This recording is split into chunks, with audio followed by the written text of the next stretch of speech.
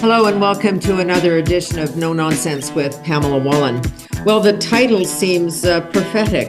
The Prince, the turbulent reign of Justin Trudeau, given what the voters in downtown Toronto had to say. Stephen Maher, 30 years covering politics for a variety of people, the Chronicle Herald, Post Media, Maclean's, won a national newspaper award or two, written 3 novels, and really has done the first major biography of the Prime Minister.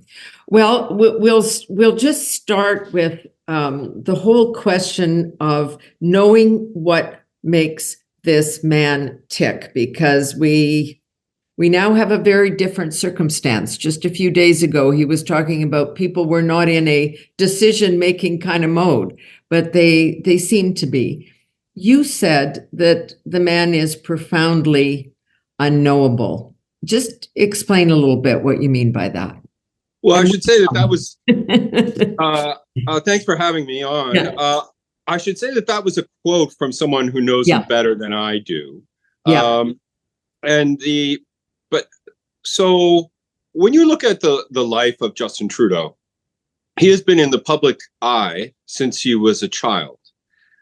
He was born famous and constantly surrounded by people who want to use him in one way or another, for his name, for his good looks, for his power.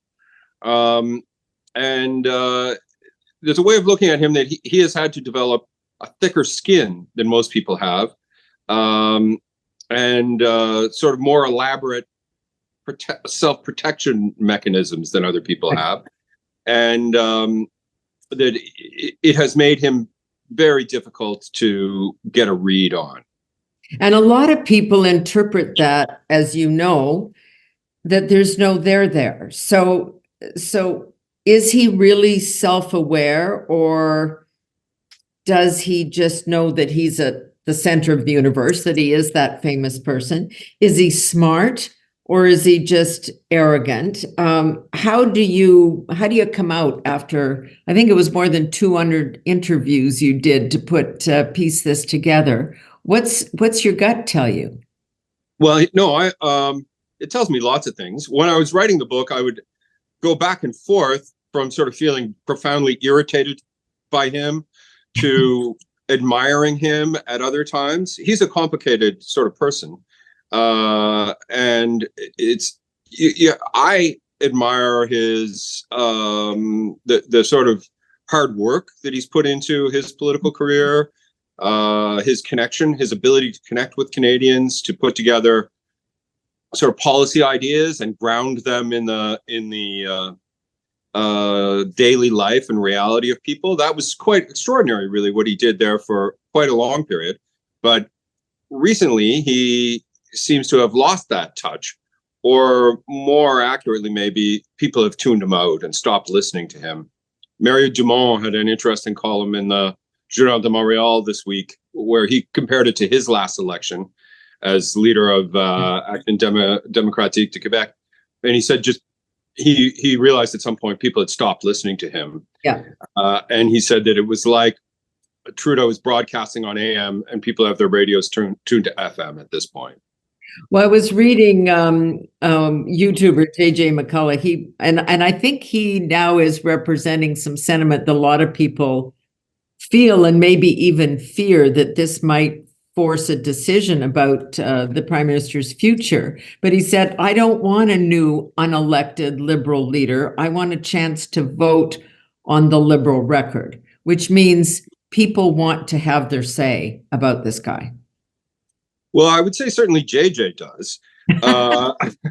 JJ, I have observed over the years, is often frustrated by the Canadian parliamentary tradition, in which we don't vote for a prime minister, we vote for a caucus. I think we actually have a sort of problem with our political culture, and that we are increasingly thinking as though we have a presidency, which we do not.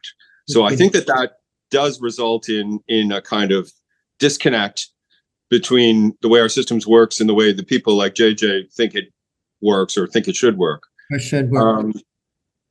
I just want to come back to this issue a little bit, which, his connection to the country or lack thereof, because I come from Western Canada, so and was alive and well and covering politics when his father imposed the National Energy Program on my part of the world. And so I have seen that reflected again in the son, which is with his environmental agenda, which I think in general everybody agrees with, but there had to be a diminution, there had to be kind of an attack on the oil and gas and even the agriculture sector, because he needed a bad guy in that particular scenario, and they became the bad guys. He even at one point was talking about the people that work on the rigs as being, you know, a threat to women and children and communities. So there's some parts of the country he really gets. There's other parts he clearly doesn't. Well, I think so that his struggle around natural resources and the environment, I think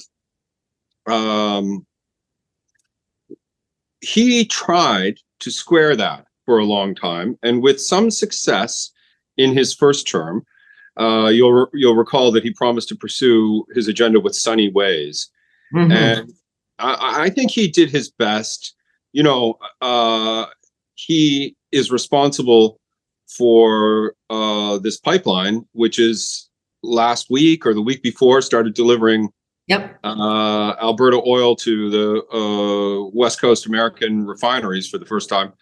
So, you know, and I, in my book, I describe how he sort of found himself having to buy a pipeline in which I feel he was kind of motivated by national unity concerns at that time. He was trying to make things, trying to square the political reality of BC and Alberta, and finding a sort of what looked to me at the time like an acceptable middle ground. You can't have all the pipelines. You can have this one, and we're going to make it happen. That reality, the political reality, is that it became much harder as time went by. And I am sympathetic. In the book, I had a very interesting interview with Brad Wall, who feels that Trudeau has been the most divisive prime minister in Canadian history. I think, though, to give Justin Trudeau his due, I think it's a very difficult thing for a prime minister to do, to keep a coalition together that includes people like Stephen Guilbeault, the former Greenpeace guy who he's made an environment minister, and the oil and gas industry in Saskatchewan. Whoever the next prime minister is, I think that it's going to be very difficult to keep those all those people happy. No, there's some natural conflict, but on the one side, the energy industry and certainly the agricultural industry has been leading in transition activity. And on the other hand, when you say to people, you know, through the recent bill that we're going to clamp down on oil and gas companies if they brag or talk about what they're doing, if you are saying you've got to turn every rig worker into a coder, you know, it's just not realistic. You can't tell, where I live, it gets to be 50 below. I'm not going to have an EV that doesn't work in that temperature, and I've got nowhere to even charge it. You know, there's sometimes a disconnect. He's very urban, he's very young, I get that, but this country is large and diverse. Yes. Well, and I think that when you look at other issues, like, for instance, guns. So I'm originally from central Nova Scotia, where we had the Portapique massacre. And the Liberal government's response to that, before the family members had their funerals, was to say, well, what we're going to do is bring in a ban on certain kinds of long guns, what they call assault style rifles. Right. And that is in no way what the people who were most affected by this were wanting to hear from the government. So I think that in general, what you're saying is right, that there is a growing sense in big parts of the country that Trudeau is following an agenda that does not respond to their to people's concerns. And after this by-election result, we see that sense is now, which has long been fixed in, say, rural Saskatchewan, and then later was becoming fixed in rural Atlantic Canada and other parts of the country that had previously been part of Trudeau's coalition. Yeah. It's breaking down even now in the heart of their Chateau Fort in Toronto, right? Yeah. And even, I mean, it's reasonable to say in this day and age, I mean, I guess it's why the Americans have two terms and out, but a government in now for 10 years, by and large, is asked to go. It's not so much that we love the next guys, it's just time to throw people out, the guys that are there in it, and he's hitting that timeline. They accumulate so much baggage after a time. There's so many things. You've been around Ottawa long enough to know that, say, a story like the Arrive Can boondoggle. This is, any government's going to have things like that. Not that I'm excusing the Liberals. They ought to have seen this coming, that if they have a program which I think is worthy, the idea of opening federal procurement to Indigenous companies, that's the kind of thing we should be doing, in my view. But somebody ought to be keeping an eye on it and make sure that it's legitimate and that it's not just a sort of a check cashing scam by a civil servant, or virtue signaling, as people say, right? That if you have the one person of Native heritage, then you've kind of got your check mark and you've covered the base, and that offends people too. But that said, there's going to be stories like that. Stephen Harper had similar things like that. Just, you're running an enormous enterprise and you're not going to get everything, but they start to accumulate. And so that over time, you're getting more and more ketchup stains on your jacket, and it's you start to look bad, if you know what I mean. How did he get away with some of these things in your mind for so long? The tone deafness that we've kind of referenced here, the vacations right from the very beginning, the blackface incidents, obviously, the battle with Jody Wilson-Raybould, like things that were really counter to his whole presentation as himself as Sunny Ways, and I don't need any of that history from the warring factions of the old Liberal Party. It's all going to be different. It's going to be a new day. Well, if you take them in order, the vacations, I spent a lot of time poking into the Aga Khan holiday, which was the end of the honeymoon, right? Until that period, he'd been in office for, I think, 16 months by that point. And he and his family needed a break. He'd been working like a madman for a long time. And I've got no problem with leaders taking vacations. Believe me, I know how hard they work. Yeah. Of course, yeah. But one thing I uncovered while researching the book is that his closest aides said, "We don't think this is a good idea, boss. And if you are going to do it, you better announce it ahead of time and try to find some way of spinning this." And he said, well, look, that's what I'm doing. And he has continued to take that attitude, including with his most recent winter getaway, where during a cost of living crisis in Canada, he took a free stay at a luxurious resort valued at something like $70,000 with or $90,000 with rich friends, right? None of which any savvy political operative would advise him to do. So that, I think, shows a kind of conflict between his princely background and the role that he is trying to play. For a French, is it arrogance, which is, look, I was born to this, and so don't bug me on my holidays, and I'll work hard when I get back, but unfortunately, in the day of the cell phone, you just don't get to do that. No. Well, he has. Yes. Okay, back to my question. Uh, Why was that not, why did he not take more heat on that than he did? well, so I actually asked him about this. I was lucky enough to have an interview with him in February.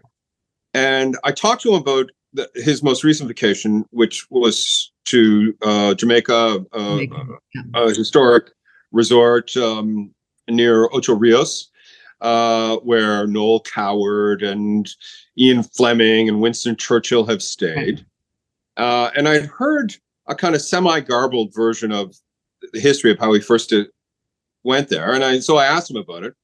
When Margaret, his mother, had just had Justin, they hadn't had a vacation in forever, and Pierre, his father, didn't like vacations. So she convinced him to go to Jamaica, and she learned that the place they wanted to stay didn't really have provisions for infants and a diaper service and so on. And so she called the High Commission in Jamaica, and they arranged to stay at this other estate where they became friends with the Green family, who are honestly seem to be very remarkable and admirable people. A lot of worthy philanthropy. They've been friends with that family for ever since Justin was in diapers, and go there all over and over again. So in a sense, he wants to share that with his children on a human level. It's a different social class and a different universe than I'm familiar with. But on a human level, it's not that different from some old family friend saying, well, we hope you can come up to the cottage this summer for a week. Do you know what I mean? That's like something a lot of Canadians would recognize. So on a human Trudeau family level, you can look at this and think, well, of course he wants to share that with his children. But that's a conflict between what Canadians expect of their leaders. Well, but it's also, in my mind, I mean, his father did some things that provoked the public too, but it was in an earlier time where the scrutiny was not 24/7. So one would also assume that growing up in the public eye, as he has, being famous from birth, that he would have figured out that there are things you just can't do in this day and age, no matter how much. It was like missing the first National Indigenous Day. It was too with his family, and that wasn't the reason given, but it just doesn't work that way. You have to leave the next day. Yes, I think you're right. I see it the way you do, and I think the people who work for him see it the way you do, right? But that's not how he sees it. He is possessed of, you can call it arrogance. It's a kind of princely sense of entitlement, which is also part of his extraordinary confidence, which is what has made him such a successful prime minister. 3 election victories, significant changes in all kinds of ways. So to me, I look at it and I think, well, I find that very irritating, that quality that he has in insisting on these vacations and ill-timed and ill thought out. But that's the flip side of this profoundly cocky or confident person who has managed to do all kinds of extraordinary things. So do you believe that the change he has brought to this country, because the changes, you're quite right, are significant and profound, but they've also, to quote Brad Wall and others, they have been very, very divisive. Do you think he understands that?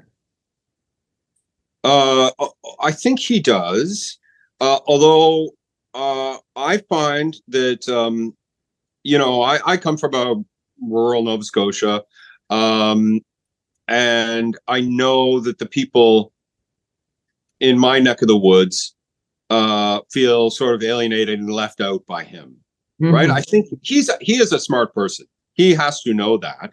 And what I don't know is whether he has consciously, or if he sort of got a blind spot of those people and doesn't think of them as real Canadians, or I kind of doubt that. Part of what happens, I think, is that as you proceed and your universe of accessible voters gets smaller, it becomes more necessary to cater carefully to those people who are still convincible. If you understand, if you see my point. Even though that pool is shrinking. Yes, that's just politics. I think you could see the same thing in a sense with Stephen Harper in his last campaign, when he starts to hit these culture war issues around the niqab and the barbaric cultural practices. He is in trouble at that point politically, and he's trying to reach to a kind of to motivate the parts of the base that basically don't like foreigners or don't like Muslims, right? So in a sense, it's a mirror image what's happened to Trudeau, in that he's having to appeal more strongly to his base, which is just a different group of people than the base that Harper had. You raised that issue because obviously one of the most divisive issues in the last little while has been since October 7th. And while there is infrequent sort of nods to the Jewish community, he has taken a much more pro-Palestinian position, and I'll just say that that's the most polite way, I think, to put it. So obviously you pay a price in a riding in downtown Toronto for that, but it also has larger implications in the world in terms of how your allies see you and whether they call on you. And we're already in a lot of trouble on that because we won't even pay our 2%, at NATO. So again, it's that question of judgment or even standing in the House of Commons and blaming a foreign leader for the death of an Indian activist and a Sikh activist in this country. That particular battle. Do you say he's smart, but is he well versed in all of these complicated world issues that everybody's been dealing with for hundreds of years? So I'll say two things about that. On Gaza and Israel on October 7th, I think he is in a he's in basically an impossible position, because as alienated as Israel supporters feel, people within his constituency who are concerned about the civilian loss of life in Gaza are feeling equally let down by him. And I do not believe that there would be a way for him to keep both of those constituencies in the same room. And I think that they're on the verge of, tearing apart the party, that there are maybe people within the week leaving the Liberal Party of Canada. I'm not saying that's going to happen, but he's got it on both sides. They're definitely getting to that point. There's no question. Yeah. And these are people who, I try to look at these things from a sort of detached perspective, and I see admirable people within his caucus who are reflecting both of those communities. And those communities, I think it's actually a tragedy for Canada that these communities are having such a profound disagreement, based on something that's happening far away. But this is the test of leadership. All of these things that come, whether it's poverty in Canada, the fate of the Indigenous people, October 7th, this is when the mettle is tested, right? So that's what I'm trying to get to. As long as he is talking about saving the environment and going to pride parades and doing all the things that are easy. I mean, I'm not saying saving the environment is easy, but I'm just saying the platitudinous kind of discussion around that, it's easy to say I'm in favor. it's when you have to grapple with the tough stuff that people get to see your character. I think that's right. And on foreign affairs and foreign interference and our relationship with China and India, I think that any prime minister would have struggled during this period where we have newly aggressive and frankly ruthless leaders in these countries.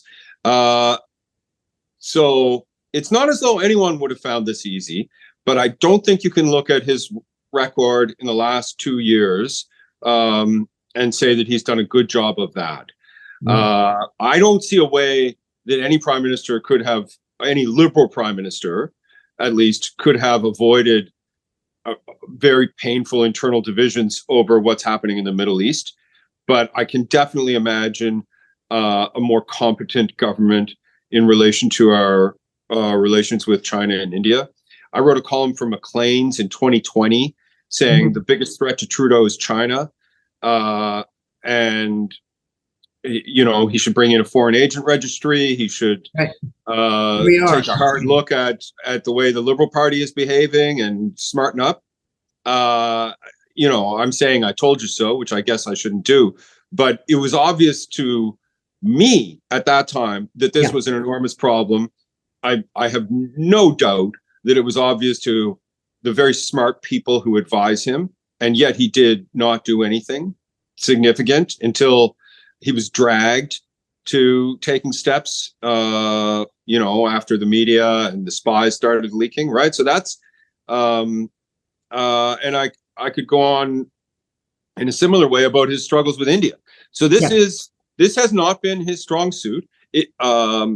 You know, I think that if you look at his domestic record, he has done a lot of things that he said he would do and that were good for, you know, lots of Canadians.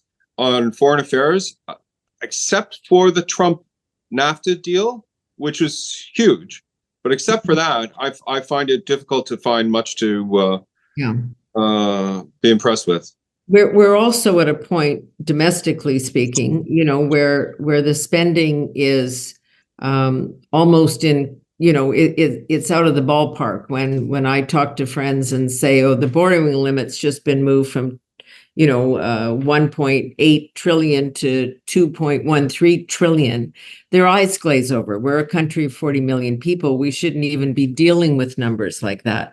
It's if you're just spending money and handing it out on a daily basis, you're going to maintain some popularity with some groups. But the other side is we can't afford that debt and we don't want to pass that on to generations. And then you kind of come in at the last moment with a capital gains tax, and it just seems really out of, you know, they've lost the thread of what Canadians are dealing with here on a daily basis, which is food prices and inflation, and they're broke. Yeah, I mean, on spending, it's true that he did not keep his promise to have, I don't know if you remember Mr. Harper saying, oh, they said they'll just bring in a tiny little deficit. Friends, you know, that's not, you know what happens when they say that. And Mr. Harper was right about that, I think. Yes. Because they haven't hit any of their targets. We are a fortunate country, and the previous prime ministers, both Harper, Martin, and Chrétien, left the books in fairly good shape. So we still have an excellent credit rating, and in a certain way of looking at it, our finances compare favorably to similar countries. More disturbing to me is the loss on productivity in that same period, because reasonable people can disagree about what's a proper level of taxation and what kind of government services should be provided. And, you know, that's a sort of left, right, back and forth that, you know, different people have different opinions that I respect. But productivity, immigration, housing, I find these things, there's some challenging questions there. And I don't hear a lot of people saying that they have confidence in him on that. I mean, you can find lots of people who say that they basically agree with his tax and spend policy. I don't know that you'll hear lots of people saying that they've done a good job dealing with housing or. Well, again, it's kind of, if you're going to bring in an extra, 800,000 or 1 million people into the country over and above what our system is geared to deal with, it doesn't take a rocket scientist to figure out you're going to have a housing problem, and strains on social services, and cities and provinces are going to start to yell and scream because they get the bill. Yeah, I just I wrote a long essay on this on the issue of McLean's. It's on the newsstands now, and did my best to sort of understand how we got to 41 million, what happened in the last couple of years, right? Because it seems a bit mysterious to me, and but it's often useful to look back and forget what you have subsequently learned. They were under really intense pressure as the pandemic ended to deal with a labor shortage. So all kinds of people who are criticizing them about this now, were calling out for temporary foreign workers, and the universities were calling out for international students, and the premiers and all kinds of people were saying, well, we need more farm labor. We need more cheap labor.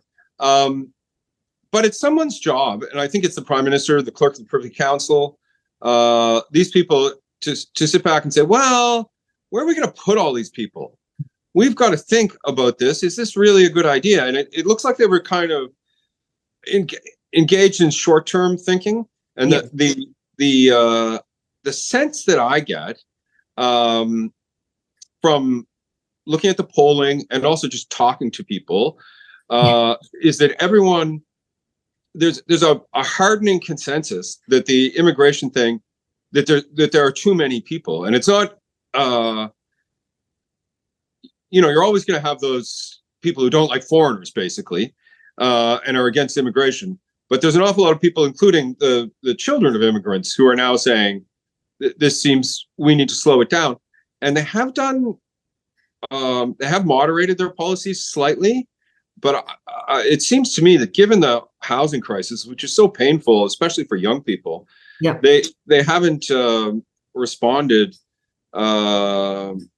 in a way that's earned public confidence. And I think that's part of what you see playing out in Toronto, St. Paul's. Yeah.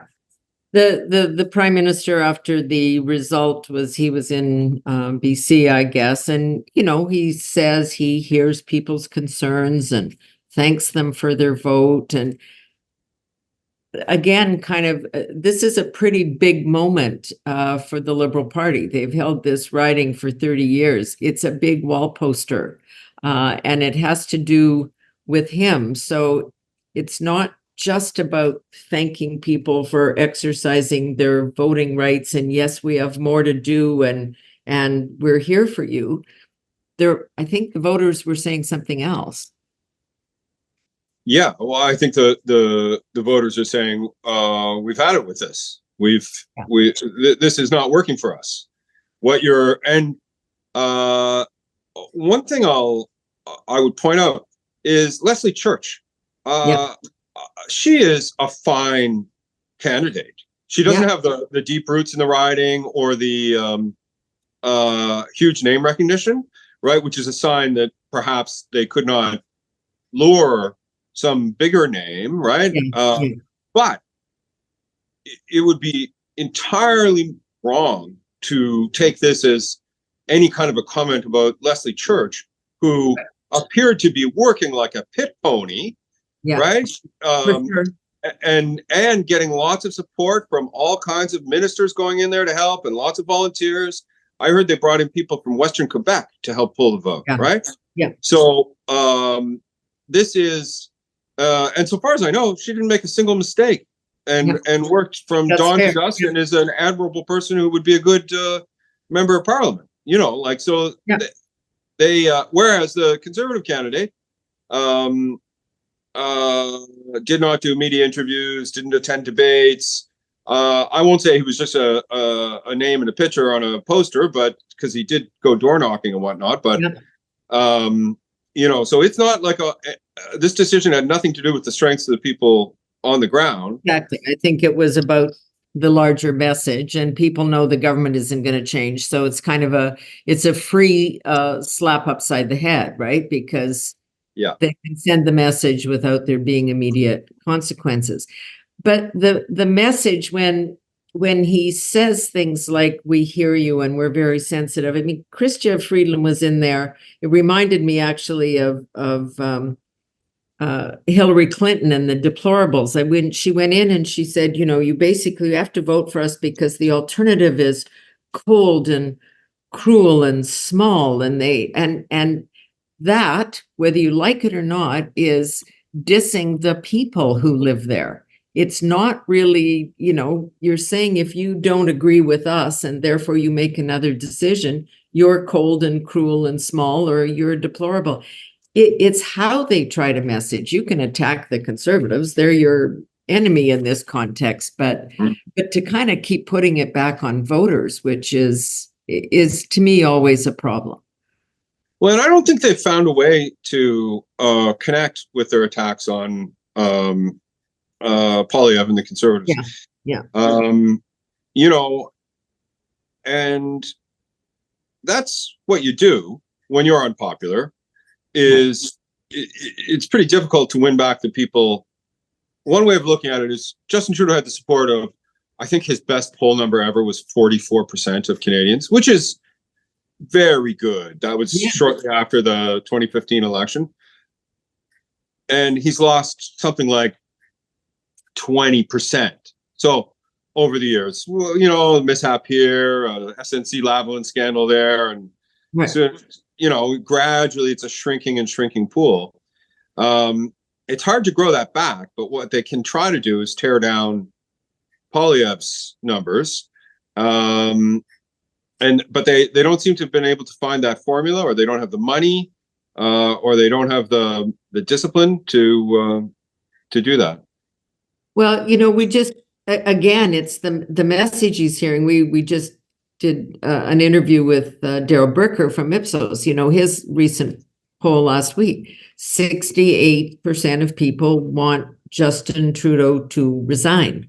It's not even, of course, that's a result of policies and behavior and whatnot, but it's not just the Liberals need a slap on the wrist. This is now personal. This is about him, not the Liberal Party. Yeah, in my book, I report that a senior Liberal told me that every MP in the Liberal caucus hears from their most devoted Liberals in their ridings that they think it's time for Trudeau to go. Yeah. So this is a very widespread view, including from people who think he's done a good job and are grateful to him for rescuing the party from it looked to be in the trash heap of history. Absolutely. Fourth place, for sure. They say, well, thank you. And, and against that, on the other hand, there's a sort of small palace guard of people who will not be as influential in their next roles, who it's not in their interest for him to leave. Right.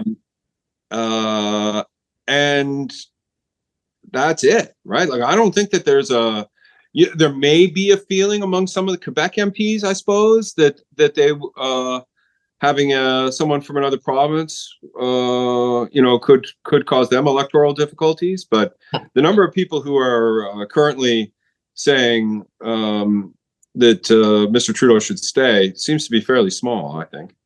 So I'll ask the question. I have one more topic I want to kind of cover with you, but here we are. By the time we have this conversation and somebody in Canada hears it, anything could have happened. I mean, we're in a fluid spot. Because we've talked today so much about he doesn't hear the message, even when those who love him and try to protect him are saying to him, don't do that, or be careful, or, how about try it this way? What do you think he'll do with people saying it's time for you to go, and the public saying it, but even those around him saying it? When Dominic LeBlanc lets it slip that, he might be interested in leadership, that's from a lifelong friend. Yeah, who used to babysit him. Exactly.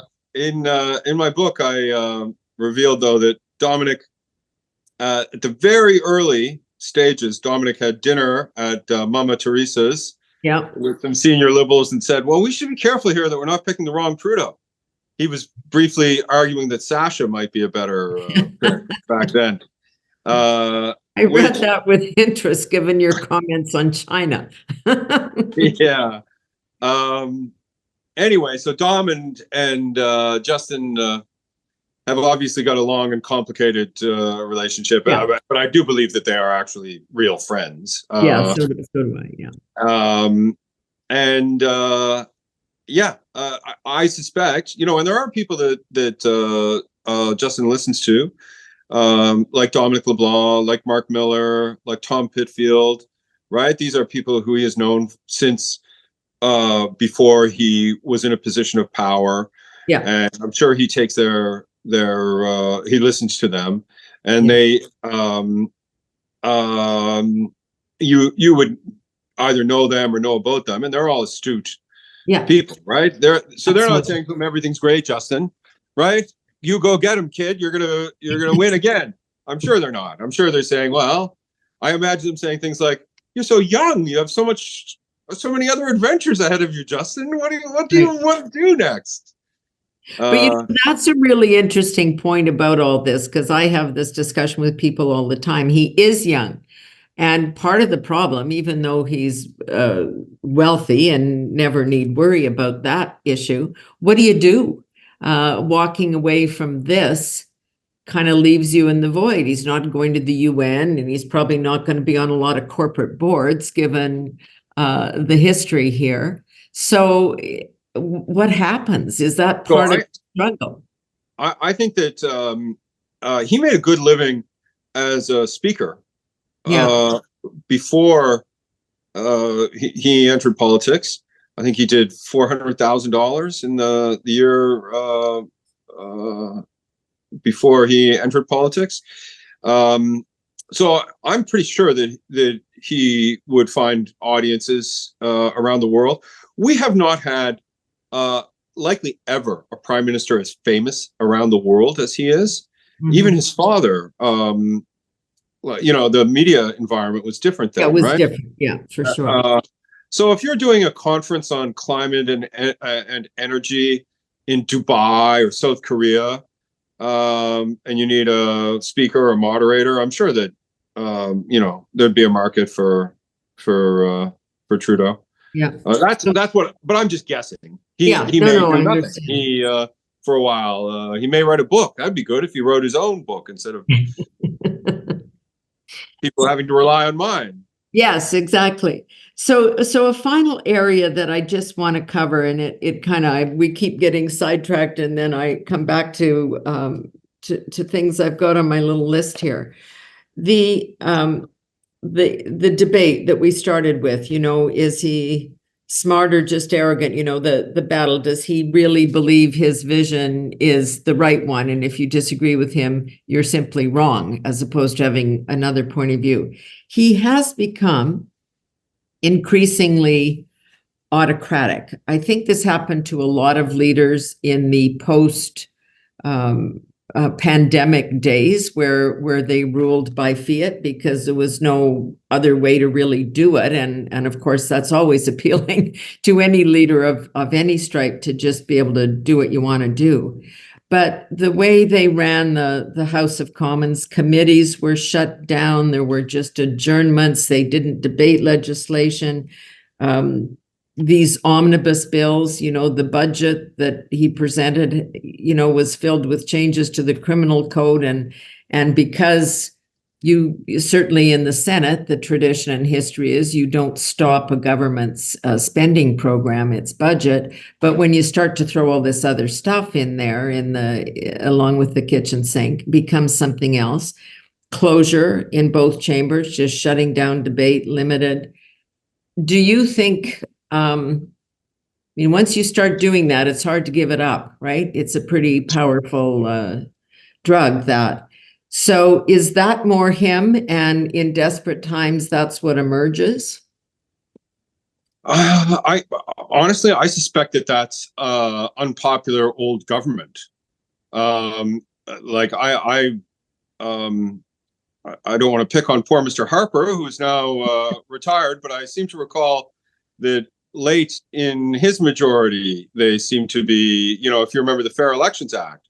Oh, yeah. There were I found that definitely. was, eventually there was some element of compromise, but that was an example of a piece of legislation where normally governments seek out consensus, and it was approached Right. very No, confrontationally. this is a trend. Don't get me wrong. I don't think Yeah. he invented this. I'm just saying we're seeing it in a most dramatic fashion, including right up to the foreign interference question, which is, we know who the spies are. We're not telling you.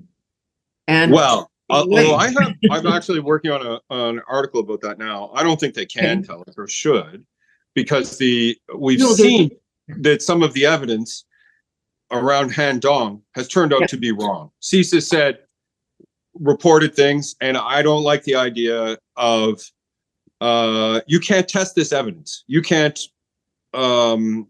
It's not like police evidence. Right. So it's intelligence. It makes me uncomfortable. Pardon me? It's intelligence, not evidence, and those things are two different things. And you can't say, how did you collect it? Tell me about the chain of evidence. Yeah. How do we know that this person was telling the truth? You can't do any of that. So we're in a pickle. It's hard to know what we should do. But the idea of saying, well, MP so-and-so is a traitor and we can't tell you why. Yeah. That makes me uncomfortable, partly because you don't know how good these CSIS people are. They seem to mess up the Han Dong thing, right? But the flip side of this is that everybody is tainted in a way, right? Because now you cast those aspersions, which there are spies amongst us, and then nobody knows who it is. So it's a guessing game. It's just the flip side of that coin. And it's also, I mean, we are in a pre-election mode one way or the other, and people don't want to go out and unwittingly vote for a spy. No, I know. It's not a good situation. I understand why reasonable people are saying release the names. But I fairly regularly talk to people who worked in intelligence, and they are saying that doesn't sound like a good idea to us. Like the responsible people, not the wild-eyed junior CSIS officers who are. No, it's a real debate. But again, it's like the earlier discussion. This is where prime ministers need to lead. It's his government. He's the boss. And if it would be much easier if anyone had confidence that he had handled that file properly. Yeah. Right? Like that's part of the problem, is you kind of are left saying, well, if we're not going to release the names, we have to hope the government is going to deal with this appropriately. And there are several examples. The Michael Trong threats to his family, him not finding out about that. There are several examples like that where you think, well, they were doing it wrong. They were handling this terribly. So that's the problem, right? It's a real puzzle. So how do you come away at the end of the day? I mean, your book is very detailed and comprehensive, but we're not at the end yet. So how do you think history judges him?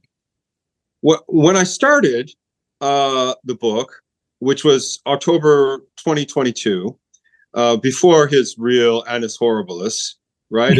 Things were, he still seemed to know somewhat what he was doing. I thought this is a successful and significant government, that it would stack up maybe with Brian Moron in terms of the nature of the significant changes, the political wins, managing COVID, managing Trump. And I spoke to Mr. Mulroney, and he said he had a generally favorable view because of those files. I think that's true. as time has gone on and he struggled with immigration, housing, foreign interference, and one of the things that I had put in the positive column was the carbon tax. It's increasingly, it seems increasingly unlikely that that will survive the Trudeau government. So you start to say, okay, well, maybe not as impressive as Mr. Mulroney. It's for historians to decide at some point Correct. in the future, because when Mr. Mulroney left office, he didn't look too good, right? So it's hard to know. But in retrospect, at the time of his funeral, he was heralded as a visionary, which of course he was on many fronts, right? Yes, yeah, and the things that the positive things he did seem to have outlasted the negative things. It's almost the reverse of that Shakespeare quote. Yes, yeah.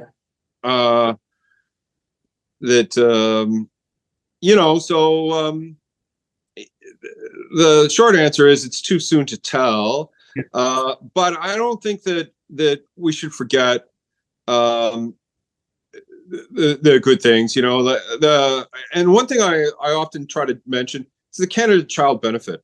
There are so many people in this country who were in tough economic circumstances, and then they have that first kid, and their lives have been made much easier because at a time when a lot of families suddenly aren't sure if they can afford to have a child, that made a significant difference to tens of thousands, hundreds of thousands of families, poor people. I think that's significant.